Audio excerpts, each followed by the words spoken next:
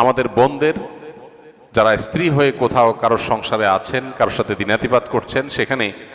নিজের অধিকারের চাইতে বেশি অধিকার খাটানোর চেষ্টা তার করা যেমন উচিত নয়, ঠিক একইভাবে মায়েদের বাবাদেরও উচিত নয় সন্তানের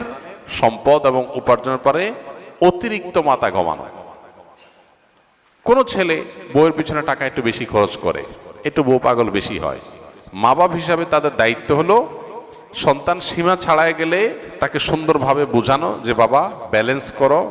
পরিমিত হও, হিসাব নিকাশ করো, অতি পাগল হয়ে যেও না। এরপর যদি দেখা যায় যে না ছেলে ভুল বুঝে বা বৌমা ভুল বোঝে, তো বাপ মা হিসাবে তারা তাদেরটা পাচ্ছে কিনা তারা দেখবে, বাকিটা নিয়ে মাথা ব্যথা করবে না, বরং আল্লাহর পরে হাওয়ালা করে দিবে। কারণ